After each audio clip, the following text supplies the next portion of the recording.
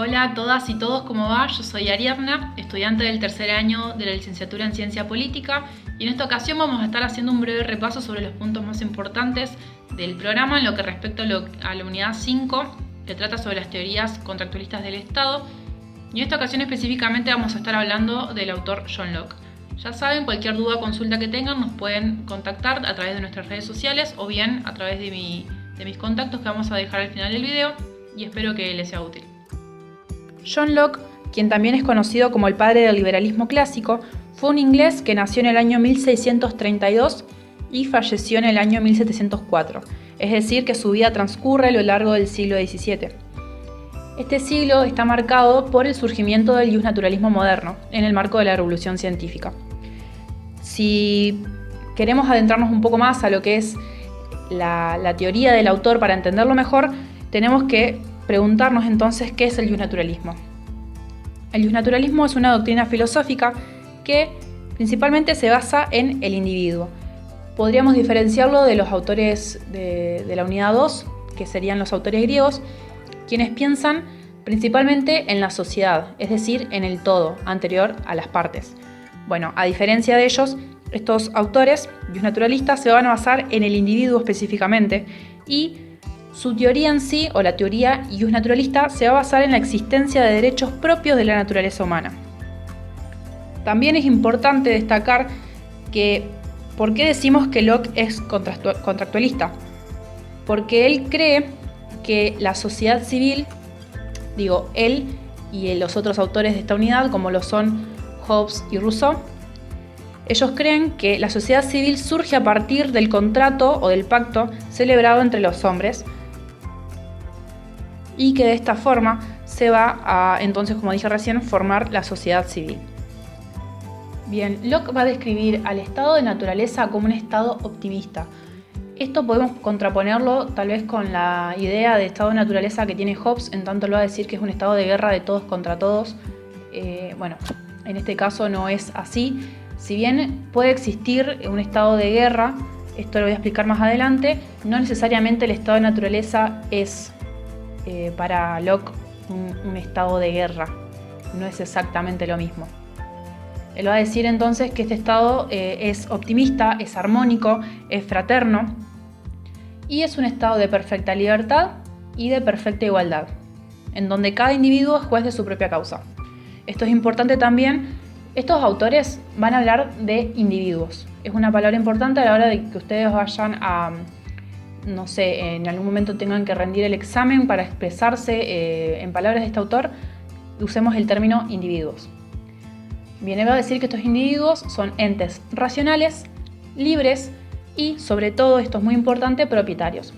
Propietarios en tres sentidos, en tanto son propietarios de bienes tangibles, propietarios de su propia vida y propietarios de su propia libertad.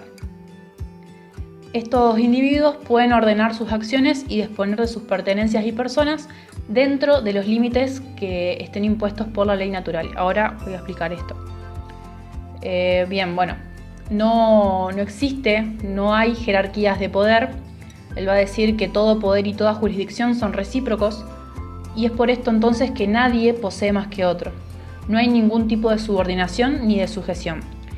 Pero sí, Locke va a plantearnos una excepción. Él va a decir que puede que haya un hombre que Dios haya situado por encima del resto.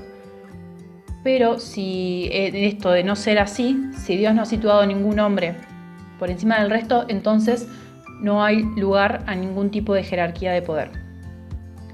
Bien, ahora retomando lo que decía de la ley natural. La ley natural es aquella que es cognoscible por medio de la razón. Y él va a decir que esta ley natural va a buscar la paz y la preservación de toda la humanidad. Cada individuo está obligado a preservarse, en tanto nadie puede arrebatarle la vida a otro, pero sí tienen el derecho a castigar a quienes hayan transgredido la ley. Lo que va a decir Locke es que hay que preservar a los inocentes y reprimir a los culpables. Entonces podemos decir que nos vamos a encontrar con dos tipos de derechos. Por un lado, el derecho a castigar, y por el otro lado, el derecho a obtener una reparación. También nos vamos a encontrar con el derecho a la autoconservación. Y esto, básicamente lo que plantea Locke es que los hombres o los individuos pueden apropiarse de las propiedades de su ofensor. Por eso es que, para explicar bien este punto, nos podemos remitir a la gran ley de la naturaleza, como lo va a definir Locke, que es aquella que dice: quien derrame la sangre de un hombre verá la suya propia derramada. Ahora bien, para entender el punto del programa que hace referencia a la dicotomía entre estado de naturaleza y sociedad civil, primero tenemos que entender alguna cuestión puntual. En el estado de naturaleza, que nos plantea Locke, no existe un juez común. Él va a decir, como mencioné recién, que cada uno es dueño de su propia causa, o es juez de su propia causa. En este estado, entonces, los hombres van a estar reunidos según lo que le dicta la razón, que todos se encuentran en paz, donde nadie es superior a nadie. Pero dice Locke que lo que sí se puede presentar es un estado de guerra. El estado de guerra se caracteriza más que nada por la enemistad que hay en este estado, la maldad, la violencia, la destrucción mutua. Y este estado podríamos decir que se va a desencadenar o va a tener inicio cuando un hombre tenga la intención, o declare, mejor dicho, su intención de ejercer fuerza sobre otro hombre. Entonces, el estado de naturaleza va a ser abandonado porque ya no es seguro. Por lo tanto, va a decir Locke que este estado de guerra que mencioné recién va a ser el que lleve a los hombres a pactar y a constituir la sociedad política.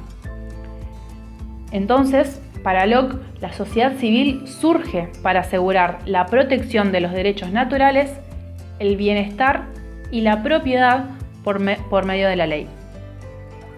El estado de naturaleza que mencionaba recién va a terminar cuando se establezca un juez común sobre la tierra, con autoridad de castigar y de reparar aquella facultad que tenían los hombres en el estado de naturaleza. Esa facultad se termina cuando existe o cuando hay sobre la tierra un juez común.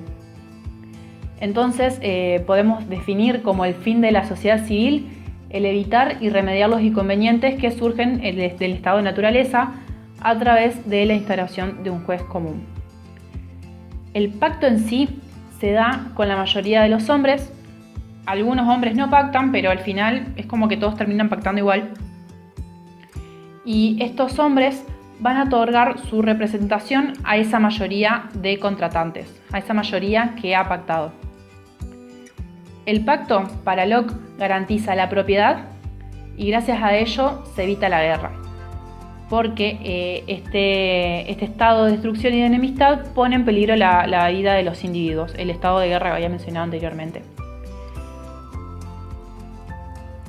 Pero otra cosa importante a aclarar también es que el estado de guerra puede parecer en el estado de la sociedad civil, no es propio del estado de naturaleza.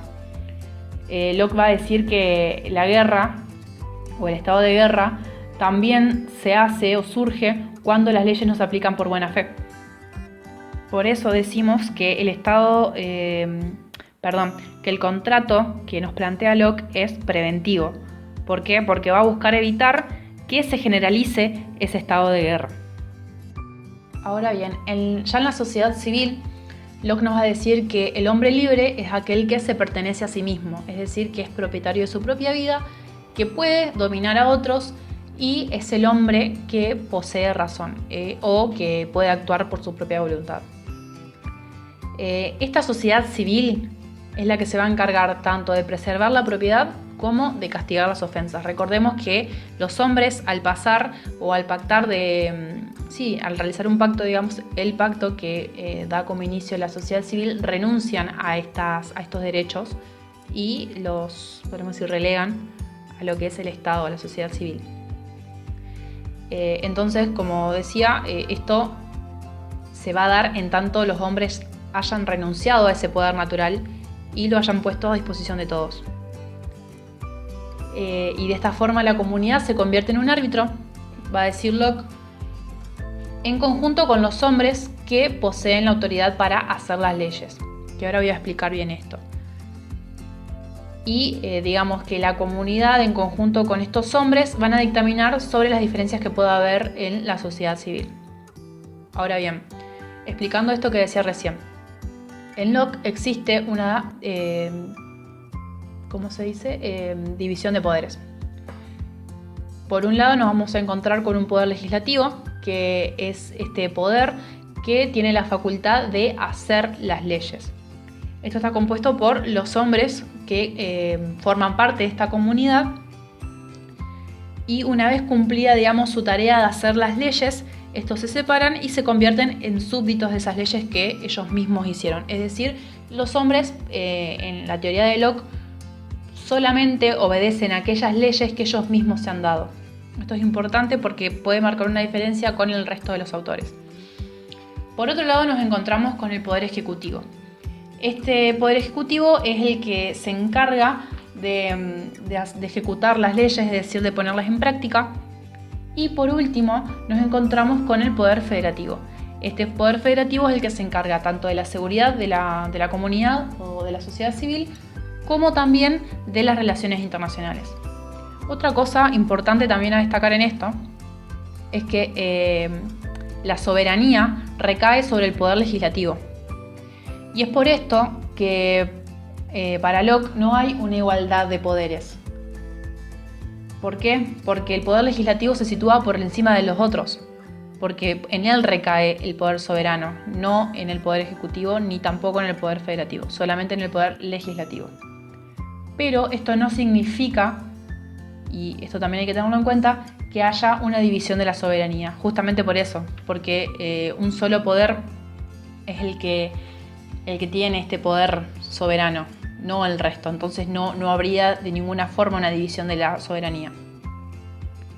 En cuanto a lo que hablaba de la sociedad civil, Locke nos va a hablar de que la tierra fue dada a los hombres para su sustento y su bienestar, pero que fue necesario un medio para apropiarse de ello para que estos bienes no sean, o mejor dicho, la tierra, no sea utilizado por otros hombres.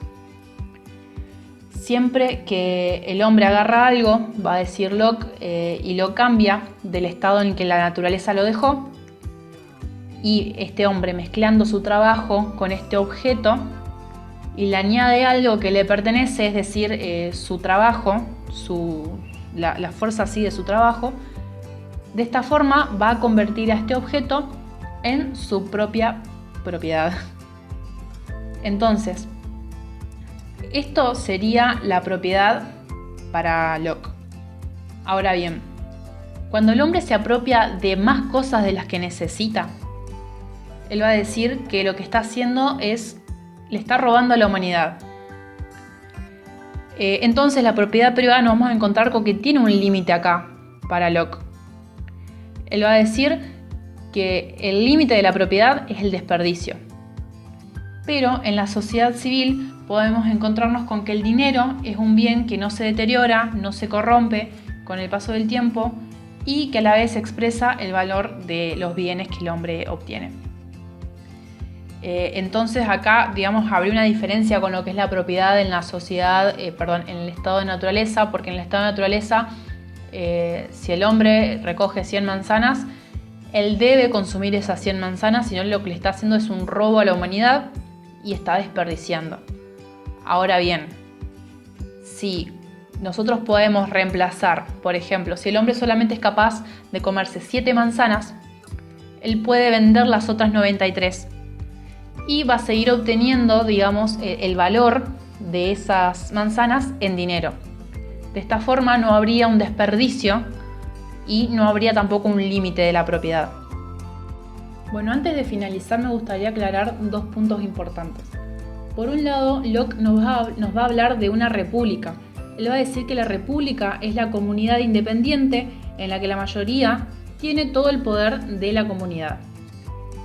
Esta forma de gobierno puede ser bien una democracia perfecta, pero también podría ser una oligarquía o una monarquía, siempre y cuando, digamos, sea una comunidad independiente donde la mayoría tenga el poder. Y por otro lado, Locke nos va a decir que es posible la disolución del gobierno, y esta puede ser causada por varias razones. Por ejemplo, por una invasión extranjera. También puede ser porque el legislativo sufre un cambio. Puede ser también porque el Poder Ejecutivo abandone su lugar, o bien porque haya un avance contra el pueblo.